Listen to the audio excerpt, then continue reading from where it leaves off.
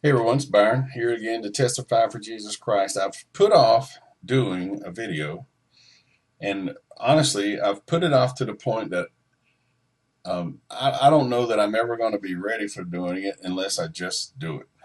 I've mentioned a couple times in videos that the Lord has been dealing me with about love. He showed me one time before a tremendous amount of His love, so much so that I couldn't describe it. But then, over the period of, say, the last month and a half or so, really drilling me about love the Lord thy God with all thy heart, soul, and strength, and love thy neighbor as thyself. I don't have anything pulled up here to read verbatim which scriptures and that. Um, but there is a point where Paul talks about love. I think it's in Galatians. I'm going to talk about it, then I'll put it on the screen as I am. But Paul says, basically, in this you shall fulfill the law, and that is love thy neighbor as thyself. Now, this is huge for me. This is not the normal, oh, yeah, I've heard these scriptures before, but this has been a huge experience. When you consider love and you consider how we understand love these days, it's tough sometimes, especially when you go to Revelations and you read where Jesus said, "Those I love, I rebuke and chasten." As you're doing things for the Lord, we have to walk out into a society that literally, as my understanding from the Lord, is about to be destroyed because of how corrupt it is. Even to the point where those people that say, I'm a Christian, will be put into great tribulation, Church of Thyatira, in Revelation. You realize that as you go out to love, as you go out to spread the love of God from our hearts, uh, Romans 5, you realize that you're going out to love people and you're walking into a society that is about to be destroyed. Let's talk about a situation you may run into where someone's about to be destroyed. Let's say, for example, if someone's standing on railroad tracks and a train is coming and they're deaf. They can't hear the train, they're blind, they can't see the train. The train is cruising down the tracks uh, en route to them. If you truly love that person, you're going to take some action to maybe try to preserve their life. And in the last second periods of time that you have, you may take an action that seems forceful, such as just running after them and tackling them off the railroad track or knocking them off the railroad track. Similarly, if a house was on fire, a person laying up in the bed asleep, if you loved them, you would run, grab them, haul them out of the house into the street, and any resistance that they provided you, you would do what's necessary to overcome that resistance if you loved them. What I see happening in my life, what I contend and deal with, are people in similar situations. They're blinded to what's coming, the judgment of God on this nation. They're deaf, even when they hear someone speak about the judgment of God.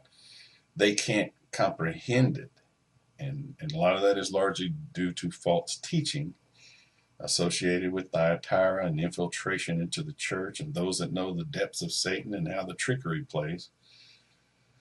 So you find yourself going out to love people who only want to be loved in a manner in which they're willing to accept. I'll only accept you if you're sweet.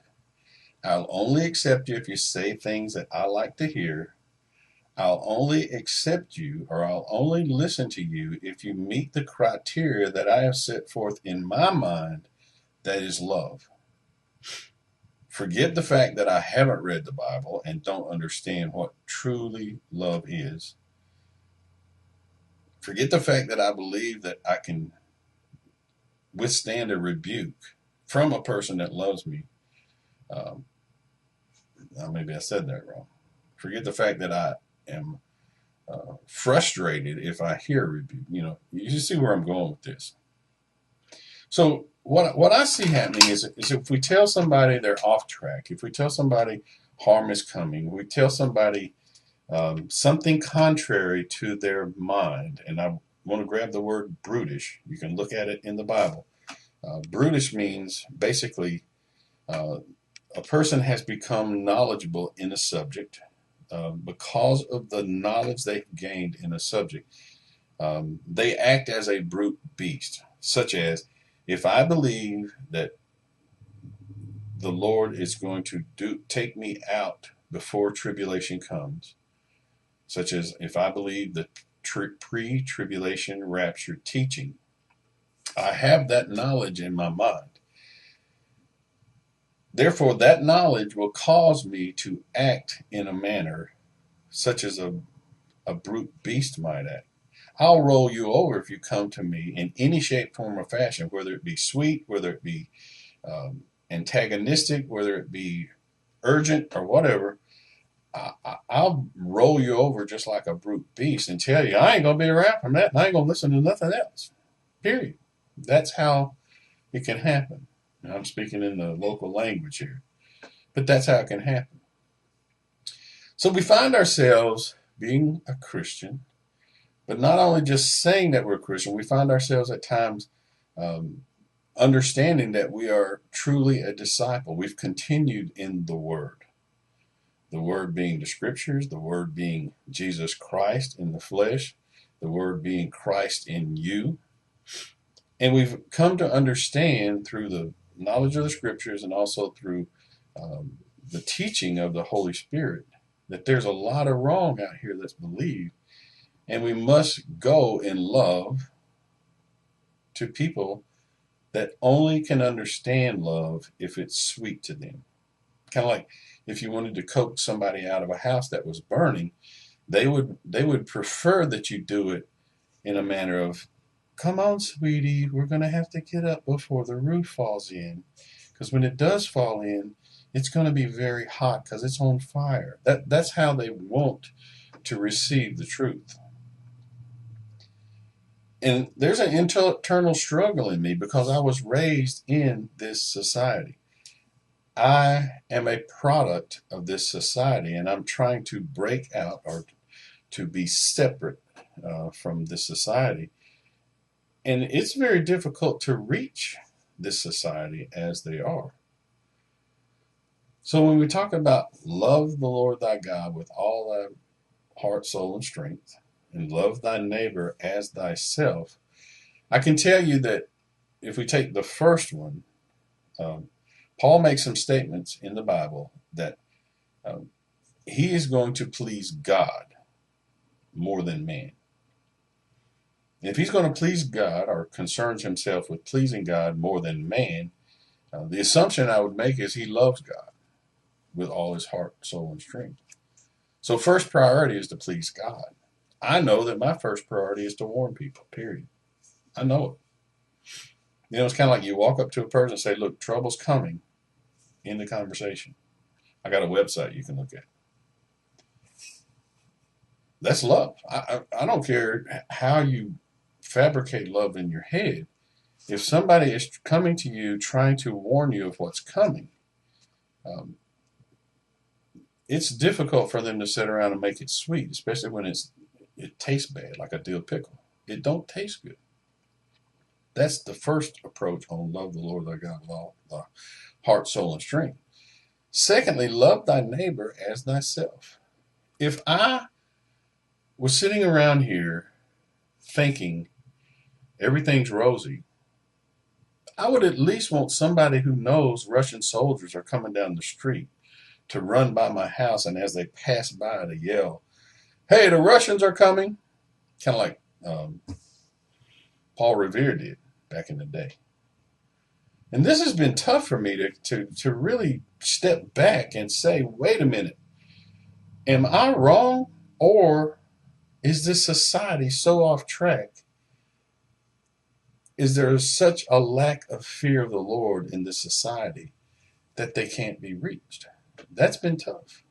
So I offer that. That's a very simplistic view.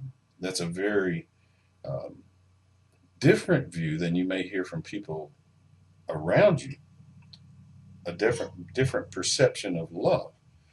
But I got to tell you, as I've analyzed this, and look, I started looking at this over a month and a half ago. I spent um, hours on the phone with someone. I have kept my wife awake at night, basically saying to her, am I okay, or are these people okay? Which one is it? And I've finally come to understand through an experience, a tremendous experience, where I wasn't even sure I was still in my house looking around in the spirit. I've just come to realize the society is so sick. It doesn't even know, um, it wouldn't know love in the true sense of the term uh, if love walked in the door. Love is not something that comes to you and immediately when you see it, every time makes you feel warm and fuzzy. If Jesus says, those I love, I rebuke, and I've had some of those rebukes myself, it's horrible. It does not feel good. I've woken up in the mornings before from dreams and sometimes even visions and felt as if I needed to just go into a complete panic because of something that the Lord showed me. And I'm like, Lord, I've freaking let you down. I've done wrong, etc. I mean, just absolute panic mode. We don't like rebukes. We do not like to be chastened. But if he didn't love us, he wouldn't do it. But because he loves us, he believes the correction needs to be made. And he's going to do whatever's necessary to get the point across. It really boils down to how you receive what he does, or even how you receive people that come to you. If you have a tender heart, if you are in tune, if you're not a fool, I mean, you can go to Proverbs, you can find scriptures that says, if you rebuke a fool, he's going to hate you. But if you do that for a wise man, he's going to feel different than that fool did. So, the United States, the country about to be destroyed by God, the loving God, Jehovah, is so sick in the head, they don't even,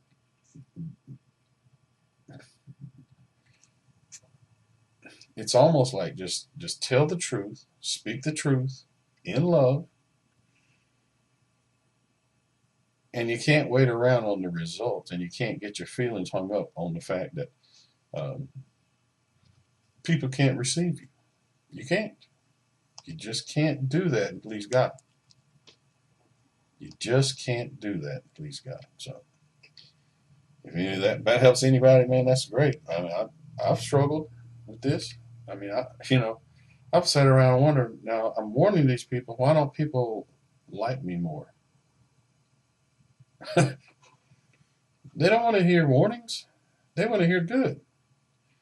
They can't handle warnings. They've gone through 50 plus something years or whatever, and they're going to do whatever it takes, whether it be change churches or whatever, to hear what they want to hear, not to hear the truth. So that's a fact of life, man. Time is very short. We don't have to continue to do these things for very much longer. Times are going to change. But we got to get out there and do it in love. And I'm telling you, if you need to wake somebody up because you love them, you got to do what's necessary to wake them up. You know, God's going to do it. He's going to wake these people up. So anyway, I could ramble on and on and on, but that my struggle of loving God and loving my neighbor was conflicted in my head of kind of like pleasing my neighbor. I can't go and treat my neighbor like I would want to be treated uh, if I was in an emergency situation and make them feel good. You know, if I was in an emergency situation, if something was coming at me, if there was something headed my way with harm coming to me, I would want somebody with knowledge of that to withstand me to the face and say, Byron, look, it's coming. I know you can't see it. I know that's not here and all that stuff, but I'm telling you, it's coming. All you got to do is open your eyes and you'll see it for yourself. So that's my attempt to put a video together that maybe it's helpful for me. You know, this is therapeutic for me to say it out loud.